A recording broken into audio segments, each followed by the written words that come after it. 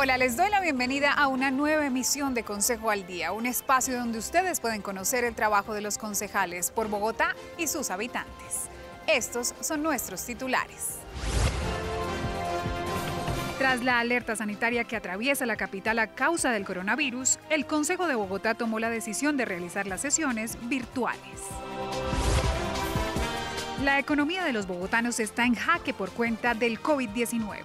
Cientos de empleos podrían perderse en los próximos días. Por primera vez en la historia, las alcaldías locales contarán con un amplio presupuesto para garantizar la protección animal. Bienvenidos. Los concejales Martín Rivera Alzate y Jorge Colmenares afirmaron que las medidas que adoptó el gobierno distrital para controlar la crisis del coronavirus se tomaron muy tarde y esto generó el aumento de casos en la capital. Bogotá afronta un cambio de vida para sus habitantes por el COVID-19. Más información con Juan Carlos González.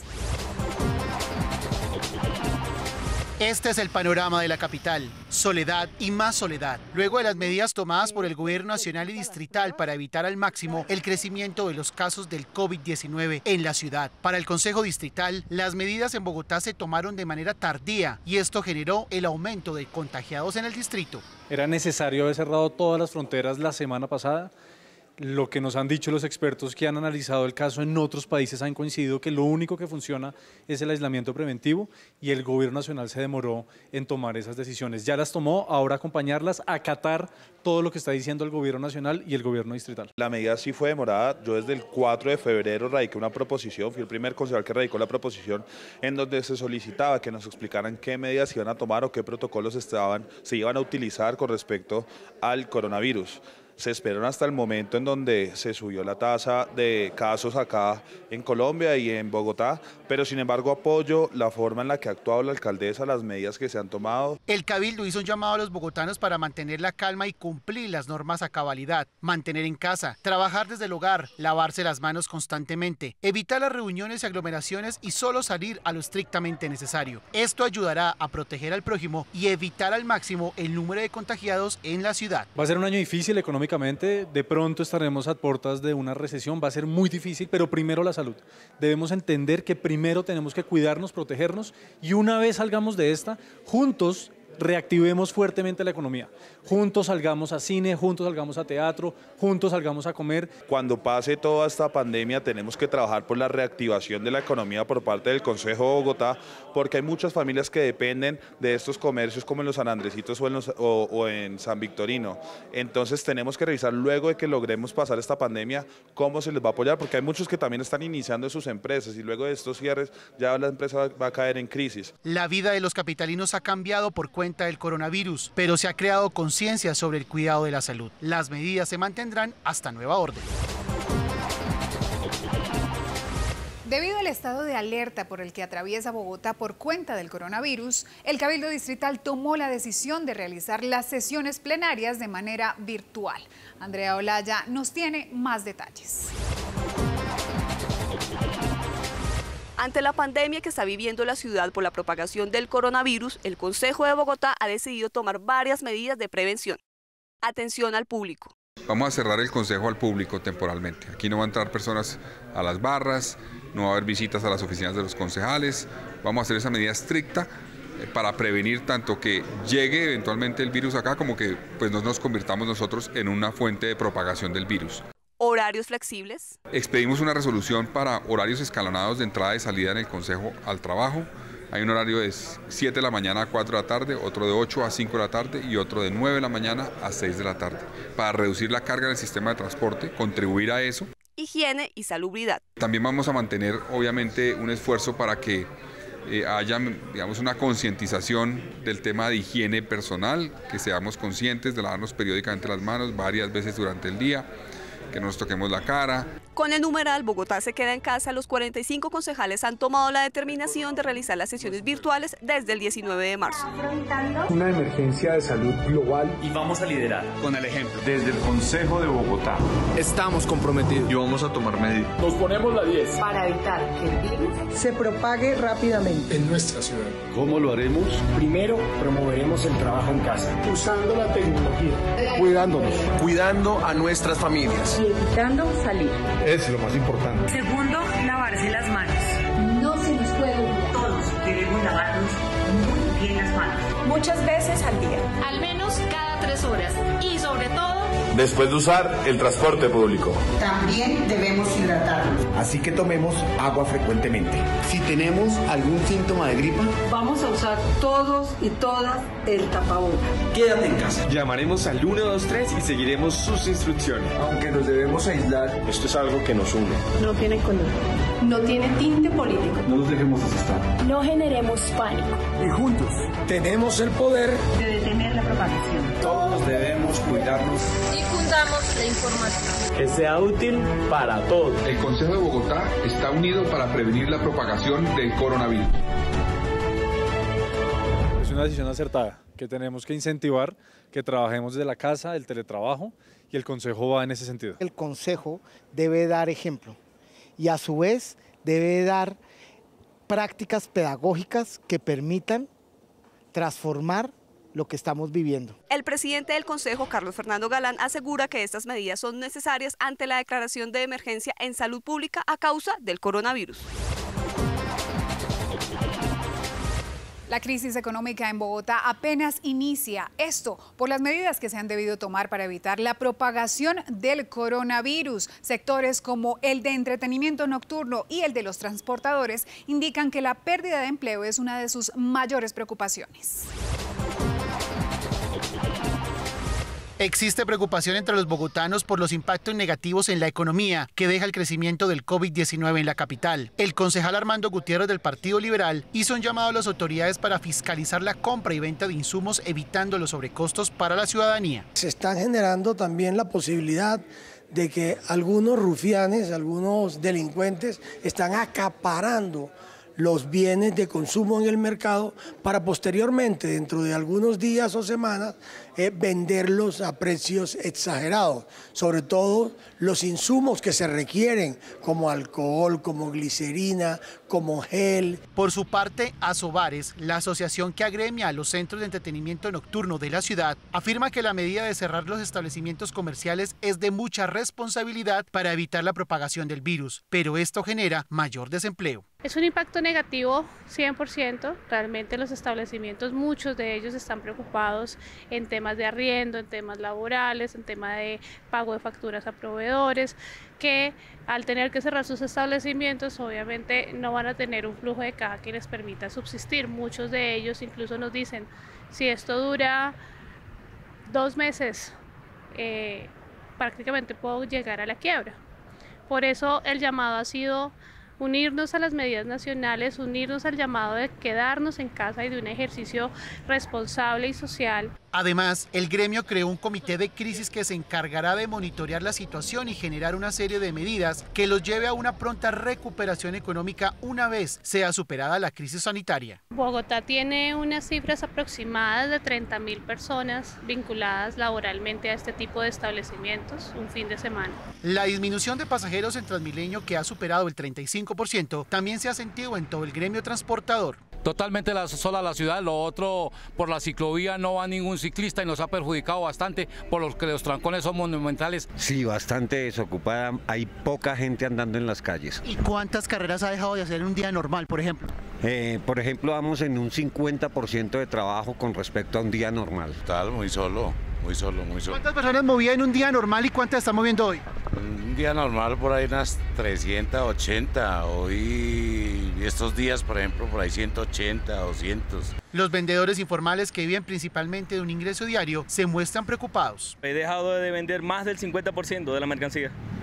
Pero sí, aquí estamos guerreándola. Bogotá está experimentando una crisis que no estaba preparada para afrontar y donde se esperan las medidas del distrito para aliviar el bolsillo de los bogotanos. El presidente Iván Duque anunció que ante la crisis de la caída del precio del petróleo, el galón de gasolina y de diésel bajará de precio. Ante la caída de los precios del petróleo, el presidente Iván Duque anunció que bajará el costo del galón de gasolina en las 13 principales ciudades del país. Hemos tomado la decisión de reducir el valor de la gasolina en 1.200 pesos y va a pasar de 9.159 a 7.958 pesos. A su vez, el galón de diésel también tendrá reducción. Vamos a hacer una reducción de 800 pesos. Creo que esta medida le ayuda a transportadores y a muchos sectores.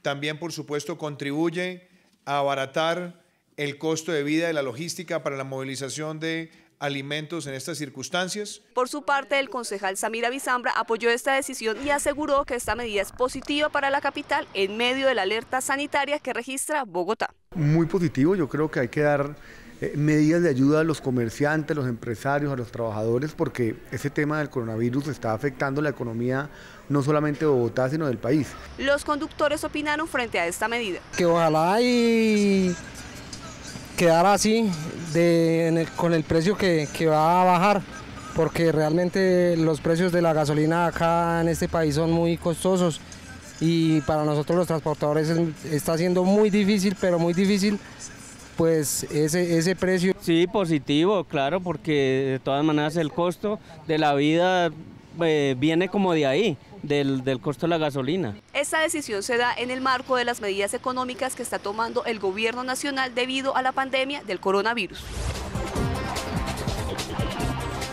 Gracias a la iniciativa de la concejal Andrea Padilla se garantizó una importante partida presupuestal para la atención integral de los animales en la capital. Estos recursos serán administrados por las alcaldías locales.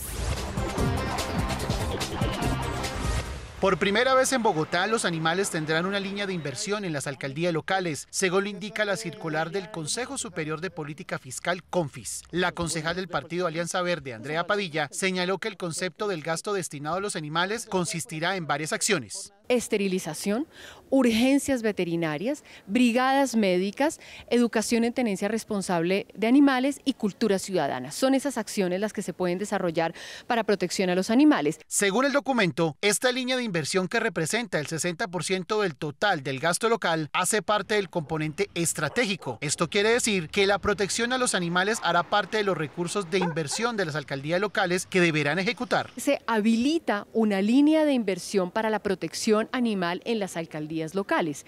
Esta línea de inversión, o más bien este presupuesto, está contenido dentro de una línea que se llama sostenibilidad ambiental. Y esta línea de sostenibilidad ambiental está dentro de un paquete que se llama componente estratégico, que reúne el 60% de la inversión para las alcaldías locales. Es decir, que la protección a los animales entra dentro de la misma bolsa donde están otros temas estratégicos para la ciudad, movilidad, cultura ciudadana, espacio público, etcétera, y ya esto habilita, da la posibilidad de que los alcaldes entonces, con sus juntas de administradoras locales, pues desarrollen unos proyectos de protección para los animales. Por su parte, el edil de la localidad de Los Mártires, Cristian Rincón, indicó que este componente estratégico le plantea a la ciudadanía interesada en la protección a los animales un enorme reto de participación, dado que los recursos de inversión deberán ser priorizados a través de ejercicios de presupuestos participativos. Con esa clase de iniciativas se benefician en temas de esterilización, en temas de cuidado animal, en temas de vacunación. Entonces yo creo que eso es muy importante, que ahora el tema animalista en las localidades está siendo primordial. Para el colectivo Candelaria Animal, en cabeza de Marta Castillo, este es un logro significativo para la ciudad y los animalistas. Históricamente esto es un precedente que se deja a Bogotá. Creo que este es un trabajo arduo de muchísimos años de animalistas que se han dejado la piel precisamente buscando la defensa y protección de los animales. Y creo que es un logro grandísimo para cada localidad y ejemplo para el resto del país. El presupuesto del componente estratégico del que hace parte la línea de sostenibilidad ambiental, en la que está incluida la protección de los animales, es de 4.6 billones de pesos.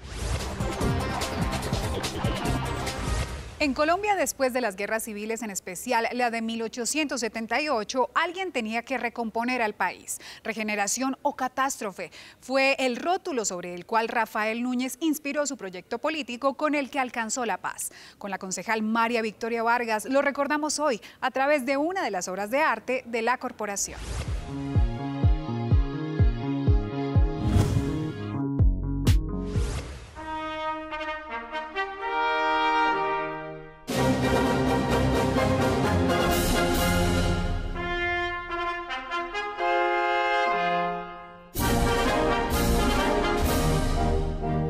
pintura al óleo sobre tela de 1,41 metros de alto por 0,48 de ancho. Obra que estuvo a cargo del pintor bogotano Ricardo Acevedo Bernal y que desde el año 1927 hace parte de la colección pictórica del Cabildo.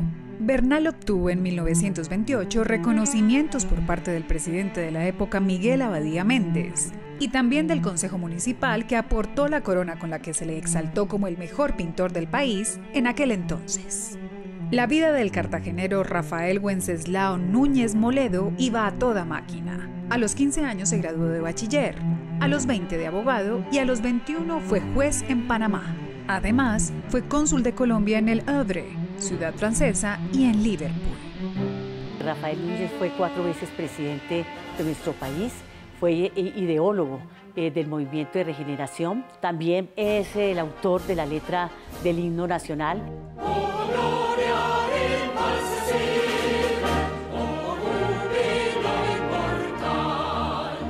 11 estrofas de un poema y un coro inspirados en la independencia de su natal Cartagena, publicado por primera vez en el periódico La Democracia en 1850. Con la composición melódica del maestro italiano Oreste Sindici, fue estrenado el 11 de noviembre de 1887, pero hasta que se promulgó la Ley 33 del 28 de octubre de 1920, sancionada por el presidente Marco Fidel Suárez, se declaró oficialmente el himno como un símbolo patrio. Y la mayoría de sus ideas fueron plasmadas en la Constitución de 1886, Constitución que rigió con algunas reformas hasta el año de 1991. La crisis económica, el odio y las persecuciones políticas luego de la Guerra Civil en 1878 motivaron a Núñez en su tercer periodo como mandatario a poner en marcha su proyecto regenerador. Un modelo proteccionista que buscaba unidad nacional, libertad religiosa, igualdad, estabilidad y respeto a la autoridad. Ideas que se materializaron en la Constitución de 1886, que además de liberar a los colombianos de los remanentes del federalismo, convirtiendo a los Estados Unidos de Colombia en departamentos, ordenó un modelo de Estado unitario, fortaleciendo al Poder Ejecutivo, ampliando a 6 años el periodo presidencial con posibilidad de reelección. Digamos que escogí por la importancia de esta persona, lo escogí para hablar de él. Y en segundo lugar, pues me parece muy importante todo lo que tiene aquí el Consejo de la Ciudad, porque pues eso contribuye a la memoria histórica, a la memoria artística, de manera que es importante resaltar las diferentes obras que existen aquí, tanto en la biblioteca como en el Salón de Álvaro Gómez Hurtado. Aparte del inmenso valor para la memoria histórica de nuestro país, este cuadro de Rafael Núñez está valuado en 107 millones de pesos y hace parte de la colección de arte de más de 110 obras que sobrepasa los 1.300 millones de pesos que tiene como patrimonio el Consejo de Bogotá.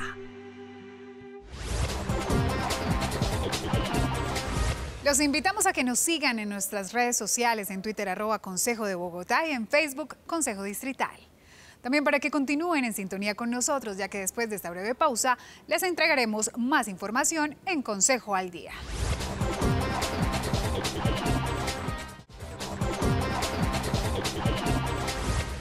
Este fue el panorama de Bogotá durante el puente festivo.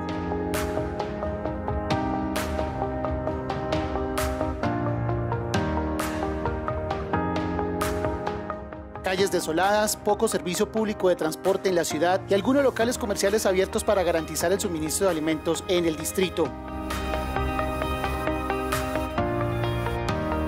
Los bogotanos acataron las recomendaciones del simulacro de aislamiento preventivo que inició el pasado viernes y culminó el lunes 23 de marzo. Este ejercicio busca preparar a los ciudadanos en caso de una cuarentena más prolongada. A ustedes gracias por continuar con nosotros. Seguimos conociendo el trabajo de los concejales que estarán en el periodo legislativo 2020-2023. A continuación les presentamos a la concejal María Clara Name. La concejal María Clara Name es abogada de la Universidad de La Sabana, con una maestría en Gobierno y Territorio de la Universidad Javeriana y especialista de la misma entidad educativa en Gobierno y Gestión Pública. La generación de empleo es una de sus mayores metas desde el Consejo de Bogotá. Voy a trabajar fuertemente el componente de seguridad, que es un componente en el cual he planteado a la administración distrital tener descentralización de la seguridad en las localidades, donde tengamos centros de monitoreo y control permanentes, pero por localidad. Bogotá es muy extensa y requerimos, pues, por supuesto, tener un control de cada área de nuestra ciudad y debemos hacer este tema con descentralización. Cabe destacar que ha liderado la aprobación de acuerdos relacionados con el cuidado de los niños, la protección de la mujer, la promoción de la salud y es autora del proyecto Bogotá 24 horas. Vamos a continuar trabajando en el tema de movilidad con un mayor cubrimiento. Bogotá 24 horas, que tiene ese componente tan importante, por supuesto, seremos también pioneros en exigir a la administración distrital que tengamos el componente también, que tengamos un mayor cubrimiento en el tema de movilidad. Muchas personas estudian y trabajan luego de las 11 de la noche y desafortunadamente cuando acuden al sistema Transmilenio ya no funciona a estas horas. En los debates de control político ha liderado discusiones en temas como esquemas de aseo, movilidad y seguridad. Los homicidios en Bogotá han aumentado en un 20%. Según manifiesta el secretario de Seguridad, Hugo Acero, estas cifras estarían relacionadas con la acción de bandas de microtráfico que están presentes en varias zonas de la capital.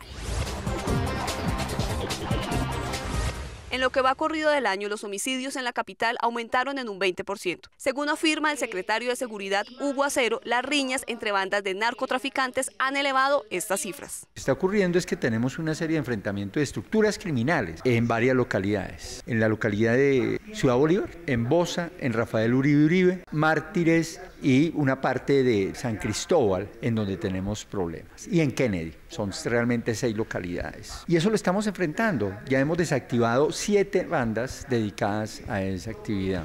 Por su parte, el presidente del Consejo de Bogotá, Carlos Fernando Galán, asegura que hace falta medidas más contundentes para reducir el homicidio en Bogotá. Yo creo que hace falta un poco más de acción en general, presencia sin lugar a dudas, pero también capacidad del aparato policial. No podemos permitir que este año se rompa esa tendencia y por eso hay que actuar rápido, identificando qué es lo que está generando eso y buscando los recursos y las acciones que se requieran para enfrentar esa dinámica de homicidios. Sin embargo, el secretario aseguró que a pesar de los aumentos en los homicidios, se han reducido los hurtos en la capital. Hemos logrado la reducción del hurto en el mes de febrero. Fue de 30% la reducción del hurto. Por primera vez en 24 meses el hurto baja, que venía creciendo. Entonces eso es un logro muy importante. Reconocer que se nos ha aumentado el homicidio, particularmente por estos enfrentamientos de bandas criminales y que estamos haciendo el esfuerzo. Reconocer que se ha disminuido el número de policías, pero a pesar de eso estamos concentrando los esfuerzos en las zonas donde hay más violencia y delincuencia. Entre enero y febrero del 2019 se registraron 142 homicidios en Bogotá y en el mismo periodo para este año se han reportado 171 casos. Agradecemos su compañía en nuestro programa Consejo al Día y les recordamos que si se perdieron algún momento de este capítulo, pueden revisar la emisión completa en nuestro canal de YouTube, El Consejo de Bogotá en TV. Nuestra cita es el próximo martes de 7 a 7:30 de la noche para revisar los temas que más les interesan a los bogotanos. Hasta entonces.